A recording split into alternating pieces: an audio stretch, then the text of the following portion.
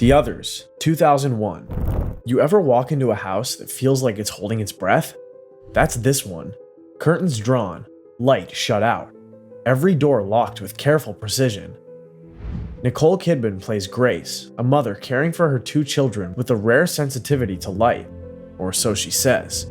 But the real weight in this house isn't the darkness, it's whatever she's refusing to let in. The haunting starts small, footsteps above, whispers, doors that open themselves. But the deeper you go, the more it's clear this house isn't acting out, it's reacting to something. And Grace, with her rules and her rosary and her rigid routine, is trying to hold it all together like a dam built from denial. What makes The Others powerful isn't its scares, it's its silence. Director Alejandro Amenabar leans on atmosphere like it's a character. Every slow pan, every quiet beat builds a kind of pressure that has nothing to do with ghosts and everything to do with guilt. And then it clicks. Not with a scream, but a reveal so well seated it feels inevitable. You look back on every moment, the locked doors, the suffocating stillness, the isolation, and realize it wasn't about protection, it was about avoidance. A mother trying not to look at something she already knows. This isn't a ghost story in the usual sense. It's a slow confession layered in curtains.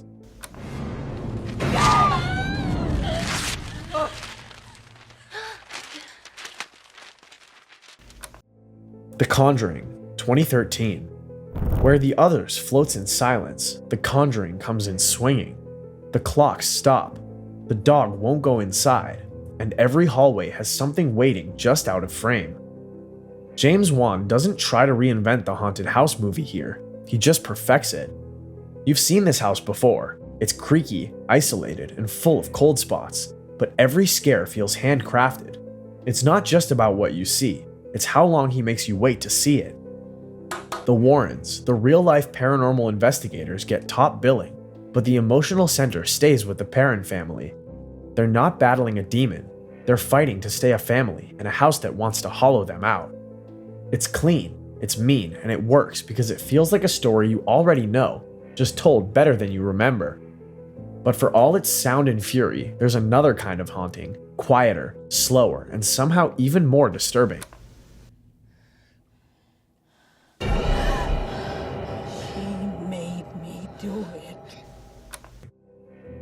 The Innocents, 1961. There's a kind of horror that doesn't need ghosts to work. It just needs you to start doubting what you're seeing.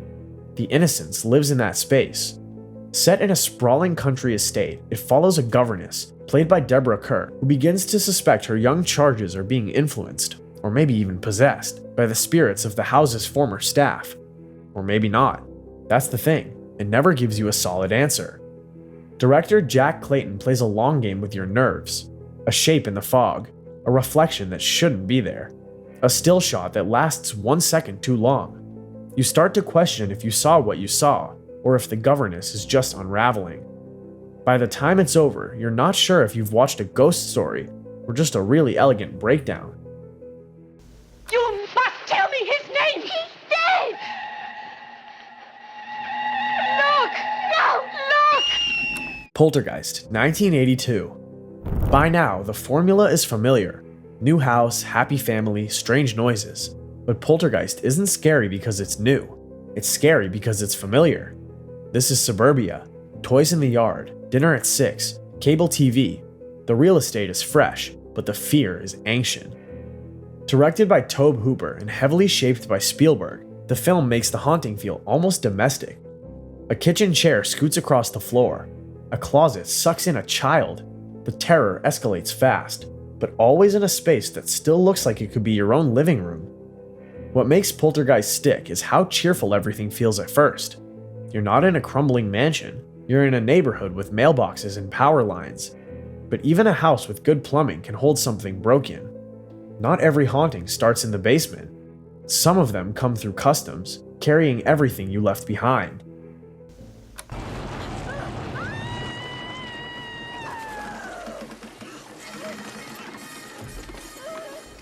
His House, 2020.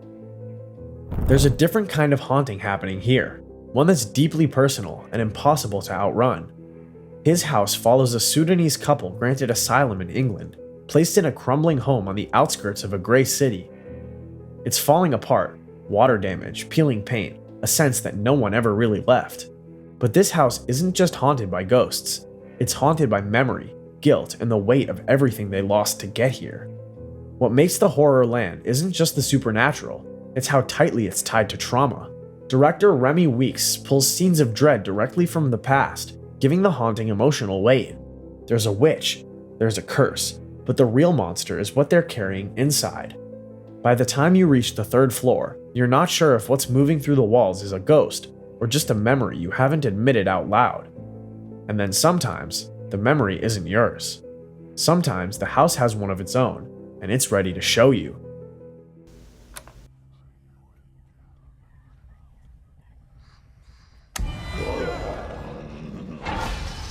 The Changeling, 1980. There's no blood, no jump scares, just a man, alone in a mansion, slowly realizing that something in the house is trying to communicate. The Changeling opens with loss, a composer, played by George C. Scott, mourning the death of his wife and daughter. He moves into an old estate to start over, but the house isn't quiet.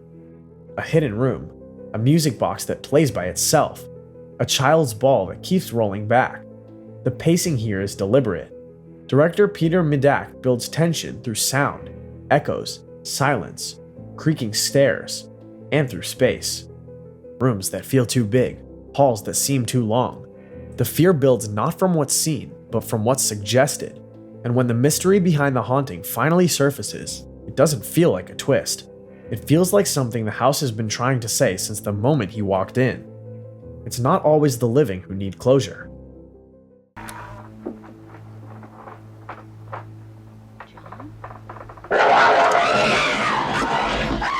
Crimson Peak, 2015. There's a moment early in Crimson Peak where someone says it's not a ghost story, it's a story with ghosts in it. And that's all you really need to know. The ghosts are there, sure, dripping red, screaming down hallways, but they're not the threat. They're the aftermath. Guillermo del Toro builds his haunted house like it's alive. Allerdale Hall doesn't just creak, it bleeds. Crimson clay oozes from the floors like the house is leaking history. Snow falls through the broken roof, collecting on marble staircases like ash. And in the middle of it all, a young woman in love with a man she shouldn't trust. This is gothic horror through and through. Romance laced with violence. Beauty rotting at the edges. Mia Wasikowski plays Edith, a would-be writer lured into a decaying estate by a charming inventor, Tom Hiddleston, and his even more charming sister, Jessica Chastain, quietly terrifying. As the house reveals its secrets, it becomes clear the ghosts aren't trying to scare Edith, they're trying to warn her. Del Toro uses every inch of the frame, red shadows in the wallpaper, moths swarming the walls, machinery grinding beneath the floorboards. It's not just set dressing, it's storytelling. The house reflects what the characters won't say out loud, and that's what makes Crimson Peak different. The haunting isn't a jump scare, it's inheritance, it's obsession. It's love curdled into control. Some haunted houses trap you with fear. This one wraps you in silk and lets you rot slowly.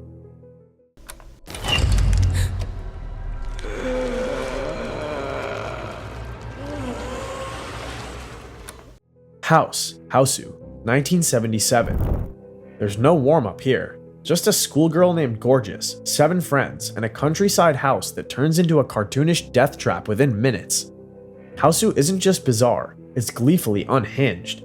A piano eats fingers, a mirror bites back, a severed head floats out of a well and smiles.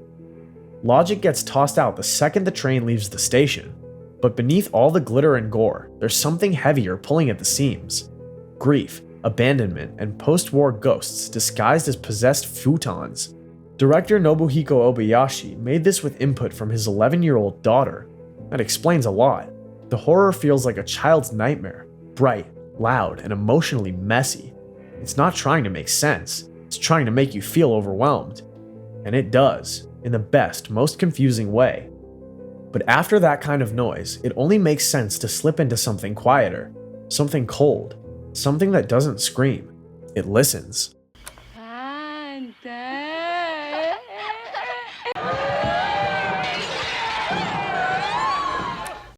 The Haunting, 1963. The Haunting doesn't need a monster. It has Eleanor. She's quiet, reserved, maybe even repressed. But underneath all that is someone completely untethered. When she's invited to Hill House to join a research team investigating paranormal activity, she isn't just seeking answers. She's looking for purpose, connection, maybe even a reason to be seen. And Hill House sees her. The house is famously wrong. The angles are off. The rooms feel warped. Its doors close themselves, and its silence is somehow too loud. But the brilliance of The Haunting is that it never shoves the horror at you. It lets you sink into it, one hallway at a time. The house waits for Eleanor to loosen her grip on reality, and it doesn't have to wait long. Director Robert Wise keeps things restrained. Most of the horror happens just outside the frame, a whisper behind a door, a cold breath on your neck, a voice that might have been yours. And as Eleanor's voiceover grows more unhinged, the house itself starts to feel more alive. There's a moment late in the film where she begs not to leave. That's when you realize something heartbreaking. It's not just the house that's haunted. Eleanor is too. And for once in her life, she feels wanted. You keep asking whether something is wrong with Hill House, but maybe it's just finally found someone who fits.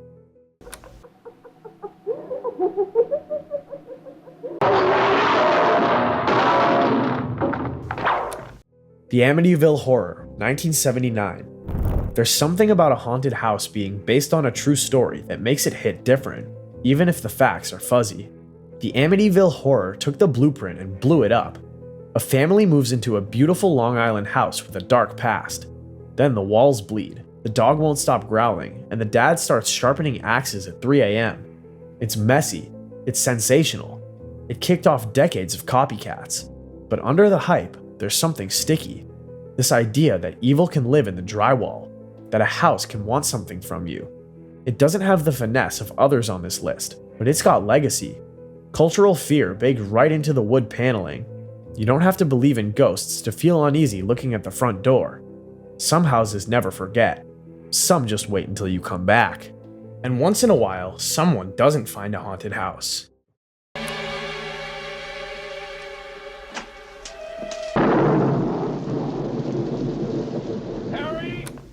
The Orphanage, 2007. This is not built to scare you. It's built to keep you hoping long after hope's already packed up and left.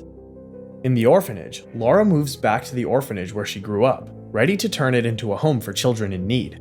But her son's sudden disappearance cracks the house wide open, and through it pours every buried thing she thought she left behind. Director J.A. Bayona doesn't chase scares. She lets grief pull in the corners. Ghosts here aren't just threats, they're memories stuck on repeat, half warning, half welcome. Every creaky floorboard, every half-open door feels less like fear and more like longing. You could almost believe this place wants to help her. Almost. Until you realize the house isn't offering closure, it's offering a trade. The Orphanage reminds you that some homes don't haunt you out of cruelty. They haunt you because they know you're not ready to leave. But what happens when you find a haunted machine instead of a house, and it's already counting down?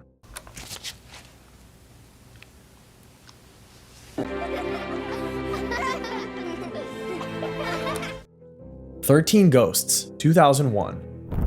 Normally, houses rot and warp over centuries. This one was born wrong on purpose.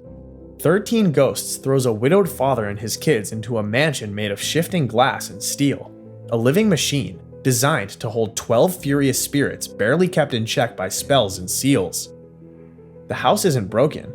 It's working exactly the way it was supposed to, as a prison, as a weapon.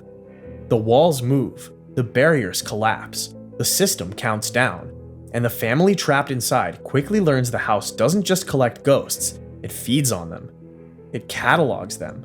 It organizes suffering into neat little rooms and waits for everything to go wrong. There's no ancient myth here, no slow building dread, just gears turning behind the walls, waiting for someone to step into the wrong place at the wrong time. When a house is built for pain, there's no such thing as surviving it clean.